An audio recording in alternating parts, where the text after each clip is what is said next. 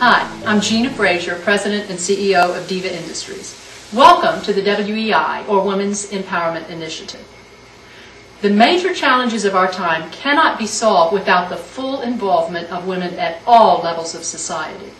While the U.S. has developed some highly successful empowerment programs, actually identifying specific information needs and reaching the people with relevant knowledge continues to be a significant challenge.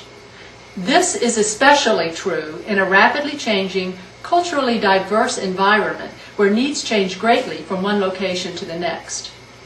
Through the WEI, we wish to address this challenge by using a process-centered approach and leveraging existing DivaLine global technology to expand opportunity for more people in need, no matter where they may be located. Now, let me introduce you to one of my partners in this initiative to provide a little more information. Hi, this is Jane Ginn coming to you from Sedona CyberLink. What we're going to be doing today is giving you a short presentation on how the DivaLine model works. And then we'll be taking it the next step, and that is showing you how we hope to modify it to create the DivaLine global model. This is essentially what we're proposing to do under the auspices of the Women's Empowerment Initiative.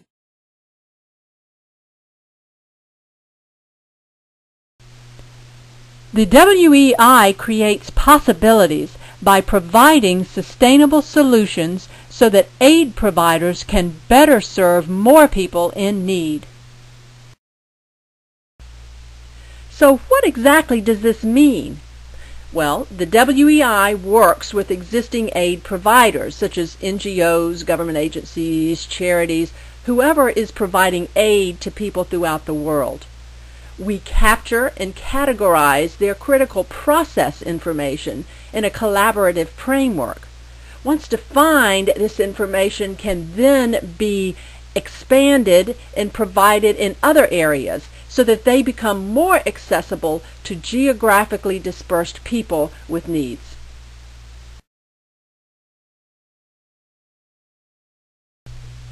Using this model to explain, we have the person or community with the need in the center. The aid providers are the locally based organizations that interact with these people and provide the services directly to assist them. The aid providers each have their own unique environmental conditions in which they operate. What we do is capture the critical information they need to provide their service using a process-centered approach within the DivaLine system. This content can then be accessed as information pods at any time from any location, so they can help more people with similar needs. So, for example, if an aid provider wishes to help locals take their products to market, we would define that process. They can then access an information pod from the DivaLine system to help do this. The pod provides not only the process for going to market, but also links to related regulations, paperwork, contacts, and other information that may be required. In addition, we are also working with retailers to define processes for interacting with them so they can provide sales outlets for the people in need. As another example, If an aid provider needs to train locals in basic health care, we would assist by identifying medical providers and working with them to define the processes from which training could be developed. Training pods could then be accessed by aid providers in the field via their cellular devices. We would also facilitate other public-private sector relationships, such as working with microfunding providers to develop procedures for obtaining funds, or working with agricultural entities that can provide seeds or assist with farming techniques geared to environmental preservation. These are but a few examples. We would work with each aid provider to determine their needs and how we can help make solutions possible.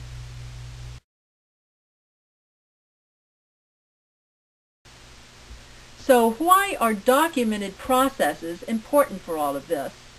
Well, documenting processes allows for systemization, so work activities and resources can be controlled, improved, and replicated. And you cannot duplicate your successes unless you can replicate the processes by which you achieve them.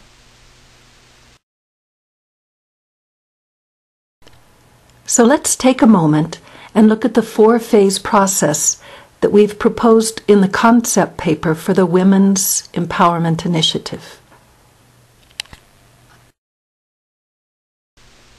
Phase 1. Work System Definition. We've already identified the aid providers we'll be working with for the initial project implementation.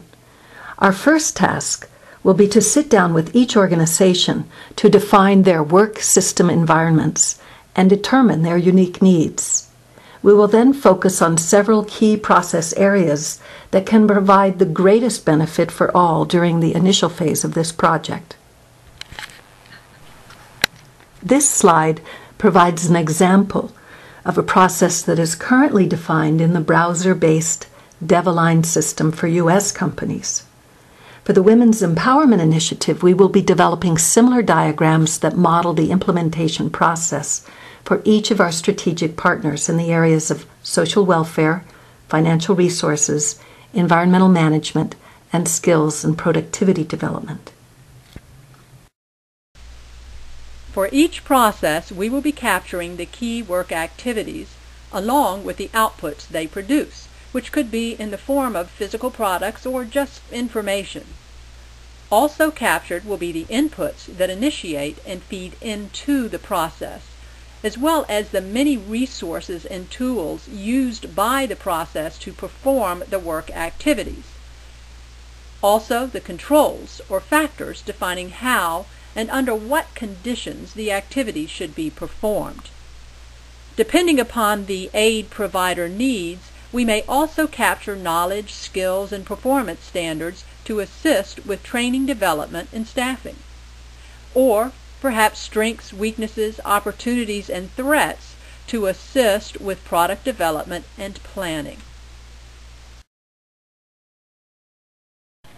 Now let's turn to Phase 2, System Enhancement and Data Integration. In Phase 2, we will create the topic-based repositories to enhance the DevaLine Global System to facilitate deliverables for the WEI project.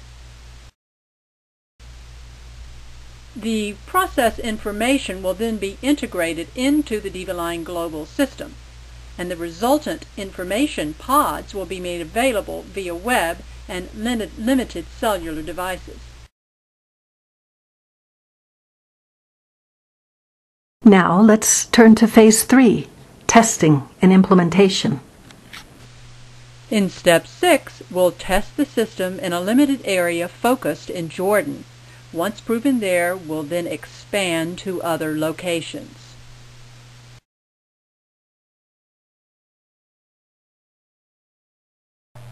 Finally, in Phase 4, we'll be extending the user accessibility from desktop applications to mobile phone-based applications to give the widest number of users the benefit of access to the system and its resources. Aid providers based in the field, small and medium-sized enterprises, village coordinators for microfinance initiatives, the list is endless. So many people with only mobile phone access will be able to use Devaline Global as a resource. And with the unique revenue-sharing models that we are developing as part of the Women's Empowerment Initiative, the benefit to our strategic alliance partners is that we will both be producing a self-sustaining revenue stream.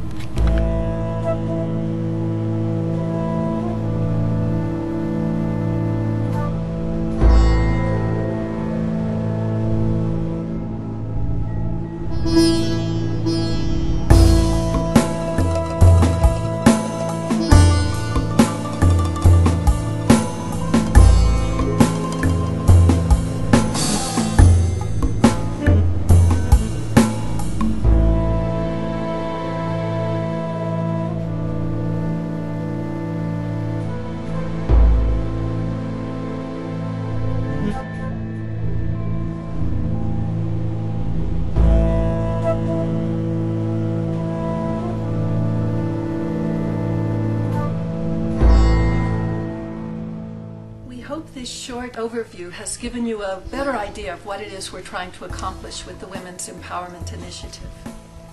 Please check the Facebook page regularly. We'll be posting status updates there for all of you. We look forward to working with you in the future. Just imagine what we can accomplish if we all work together. Please help us turn imagination into possibility.